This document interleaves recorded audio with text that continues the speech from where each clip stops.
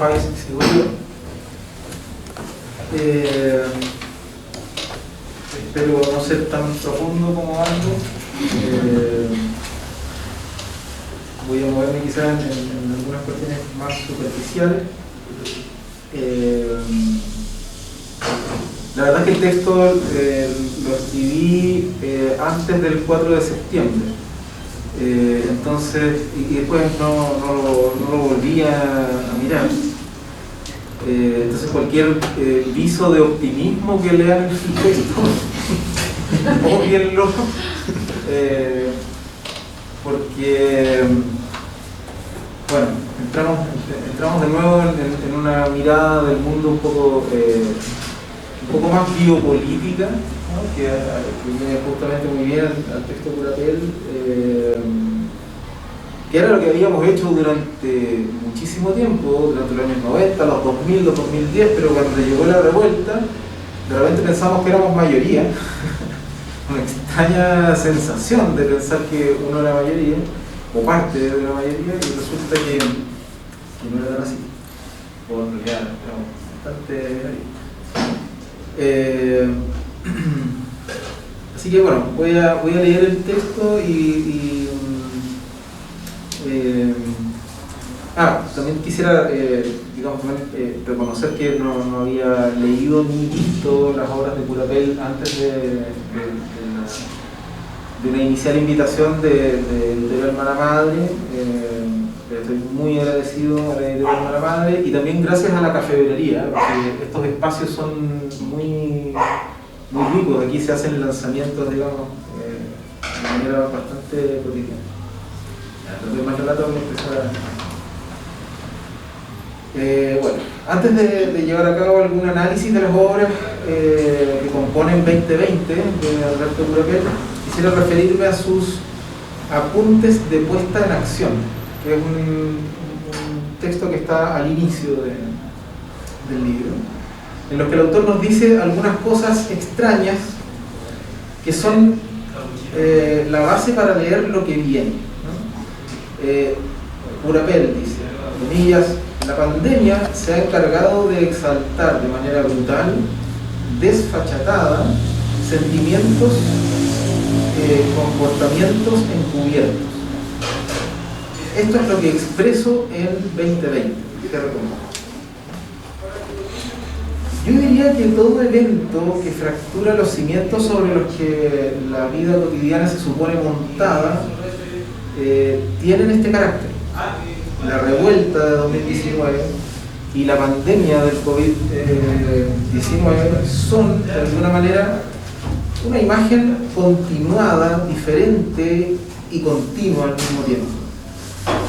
Imagen en la que se reorganizan los vectores de la sociedad del espectáculo y que en ese lapso espacio-temporal de desajuste queda expuesta no tanto una verdad como una exaltación, ¿no? Como una brutalidad. Alguien podría decir, comillas, lo peor de lo humano, pero en realidad esa frase tan usada remite a una fantasía, ¿no? A una especie de lobo del hombre jovesiano sobre el que continuamente se tiende a articular la estasis, ¿no? El orden que estaría esperando su momento en medio del desajuste para evitar que a fin de cuentas nos matemos. Mirada superflua que Curapel contesta con una enigmática declaración. Comillas, no es importante lo que se expone, sino cómo se expone.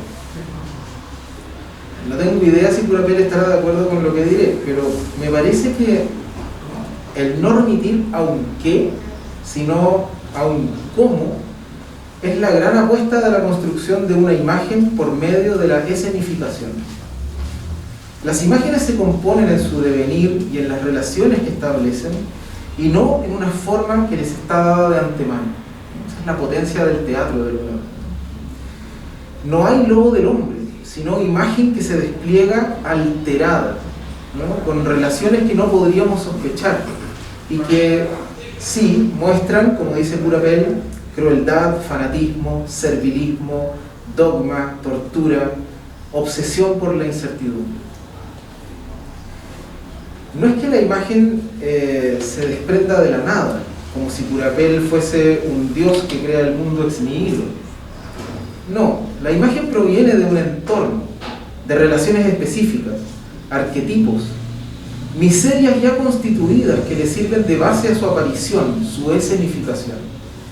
Un pintor haitiano, personaje megalómano de la obra Damos Gracias, es una imagen alterada, una transformación de los arquetipos que sitúan en Santiago de Chile al inmigrante haitiano en los puestos de trabajo más precarios. Aquí el pintor no tiene nada que ver con la imagen del buen salvaje o el negro pobre poco acostumbrado al frío, con que se pintan las noticias. Es literalmente un sádico, un rostro del poder sobre el cuerpo que usa un traje clínico. Es un creador, tal como la medicina juega a intervenir los cuerpos, modificándolos, marcándolos, delimitando y abriendo sus posibilidades, que en este caso son nada menos que la gloria de la imagen y la muerte, ambas ya como lugares en los que vive el cuerpo del Cristo zambrano, de rasgos indígenas, esos mismos que el canon europeo ha desechado como indeseable y que aquí se erige como la última esperanza de una belleza plena, capaz de terminar con la pandemia. Alteración de la imagen, transfiguración de la noche, en la que aparece la obra de Schoenberg, de las imaginaciones sobre el cuerpo indígena, que es la frágil belleza que finalmente se sacrifica en escena.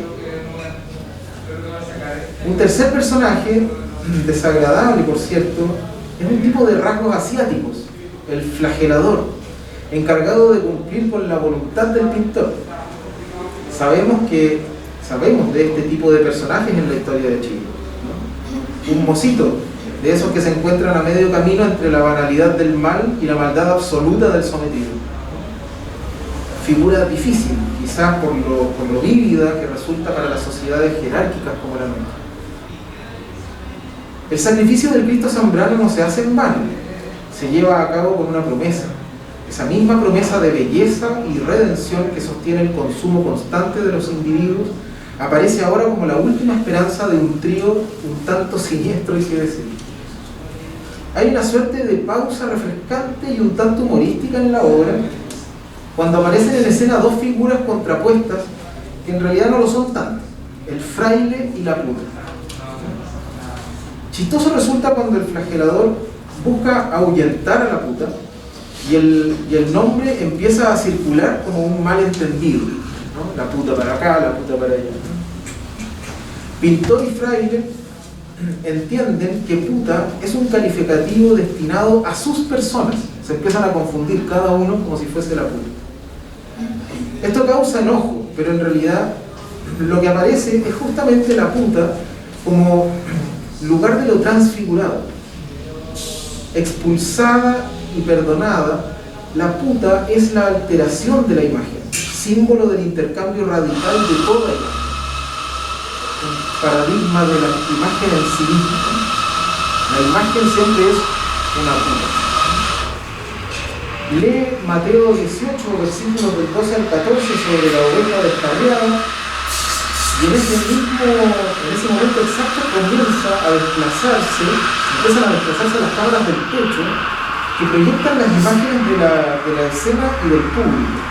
Imágenes mezcladas, entonces público que se vuelve puta, ovejas descarriadas, perdonadas por la puta, mientras el Cristo zambrano sigue su martirio, porque para todos hay perdón, pero para él además hay muerte a la espera. Pero ese final en el que se cumple la obra y la muerte del Cristo al mismo tiempo no tendría sentido si no se hiciera nuevamente el gesto de la cámara. Todos aparecen en las pantallas laterales, escena y público, porque todos son el pintor, el flagelador y el Cristo zambrano. Dolor, muerte, sacrificio y invisibilidad de la obra humana son líneas de fuerza personificadas. Zambrano es solo el extremo de un continuo, el hombre sagrado cuya vida debe ser eliminada sin cometer crimen, la vida que, intervenida por la medicina, es transfigurada en muerte. La segunda obra que nos presenta 2020 es Coincidencias. Quizá esta obra es la obra más desconcertante, porque aquí han desaparecido los humanos. No hay humanos en esta obra. Esa cuestión es muy interesante. Estos son unos objetos, los humanos. Una voz en off de mujer que da instrucciones. La música de Saint-Saëns, elucubraciones filosóficas, videos en los que aparecen festividades, que ahora son solo imagen técnica, ¿no? Un poema de Yeats también aparece. Evidentemente nos encontramos aquí con un escenario post-humano, ¿no? No al estilo de Blade Runner, ¿no? Sino uno mucho más radical, donde las cosas creadas por humanos toman el protagonismo. Todo funciona como una especie de reverberación de lo humano, una prolongación del humano en sus cosas que acuden a encuentros todavía insospechados. Butacas, escobillones, televisores, veladores, una limpiadora de piso, se dan cita y se desplazan en el escenario, creando nuevas relaciones que reemplazan la comunicabilidad humana. De repente el discurso humano parece más consistente. Se cita un texto de Fernando de Toro que hace alusión a un proceso de muerte en la propia posibilidad comunicante, el fin de la representación moderna. Ese proceso que, leyendo a Baudrillard, culmina con la hiperrealidad. No hay más referencia entre las palabras y las cosas. Ahora, en este mundo sin humanos, por fin han triunfado las cosas, para deslizarse sin palabras o palabras eco de una huella de representación. Lo irrepresentable adviene entonces como la única forma en despliegue, materia en la que los humanos siguen viviendo en tanto espectro. ¿Por cuánto tiempo? Eso no se puede saber. Lo que sí se puede saber es lo que fue, la realidad de relaciones que los humanos sí construyeron y con la que terminaron extinguiéndose. Hay una cita de Ovidio que remite a esta historia, que, como entenderán, deja también de ser historia cuando ya no puede ser contada. Ovidio hace referencia a la servidumbre de los animales a fuerza de costumbre de la violencia aplicable a la relación entre humanos. El fin de los tiempos no tiene nada de épico, es solo un instante en que el hombre, el humano, se ha liberado del yugo opresor y, como el Cristo Zambrano, ha terminado pagando con su vida la redención.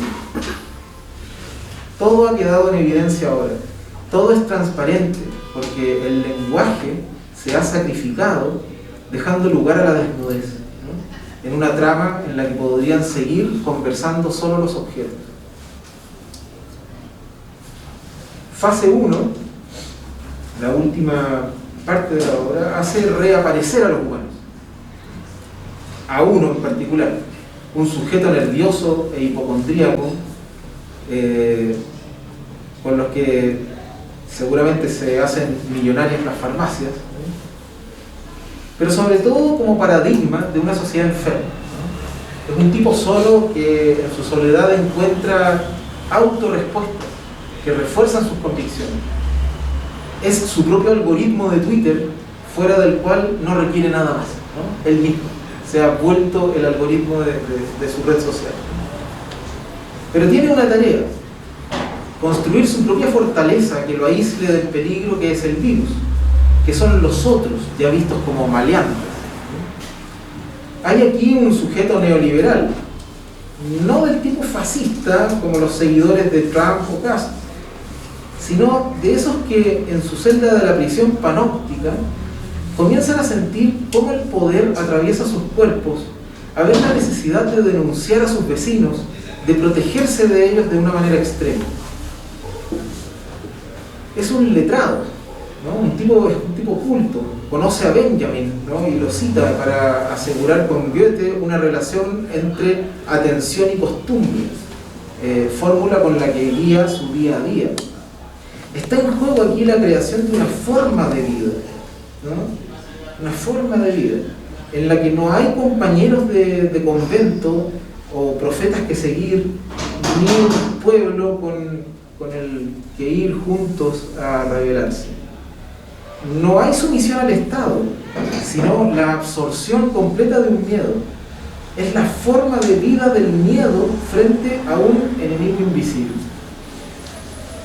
De alguna manera es una figura moderna, ¿no? O una suerte de radicalidad de lo moderno que se fundamenta en lo individual, en una suerte de confianza absoluta en la medicina y en un fuerte sentido de la seguridad.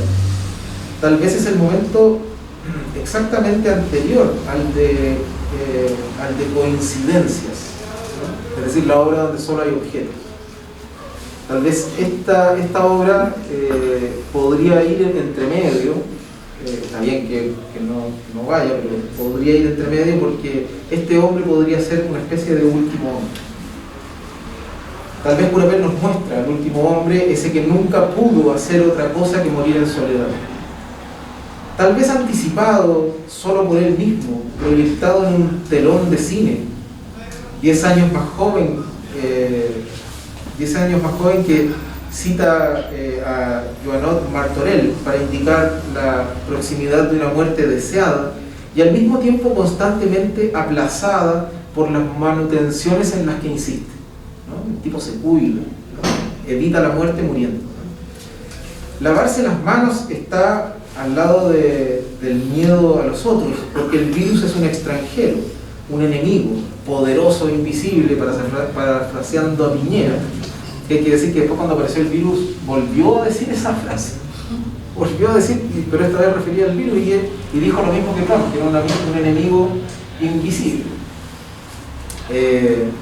Bueno, con el que solo se puede, con este enemigo invisible solo se puede tratar a través del aislamiento. Este enemigo es finalmente interno y externo.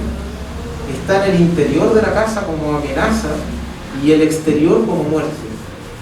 Y aquí hay una cuestión que me parece fundamental. Este cuarentón, que es el personaje aislado de Curapel, tiene una tarea, una obra, tiene un destino, ¿no? Que como la ilustración, ¿no? Como el proceso de la ilustración, es un destino inagotable, ¿no? Es decir, se fundamenta en una ontología de la voluntad que desescenifica la imagen porque la moldea con una forma predeterminada. Lo que muestra Curapel es una imagen estanca, como puede ser la del último capitalista, ese que ha construido un mundo sin horizonte, en el que la vida adquiere sentido solo en su negación. Ontología de la voluntad, en tanto esta negación es querida, ¿no? Alimentada con la frugalidad de una dieta y es persistente en su cobardía en la negación de los otros, ¿no? Sería propiamente tal lo que Nietzsche piensa en el concepto del nihilismo. 2020 fue un evento, una ruptura del espacio-tiempo en que se mueve el capitalismo contemporáneo. Ahora, si bien la pandemia continúa, las cosas son casi iguales a antes de ella. Iguales porque el individualismo, la indiferencia y la cerradura puesta a un horizonte del futuro siguen funcionando. Casi iguales porque nadie puede quedar incólume ante el espejo, especialmente cuando éste nos muestra de frente solo el horror. Y la imagen escénica de Curapel es un espejo, deformado, claro, como todo espejo. Claro.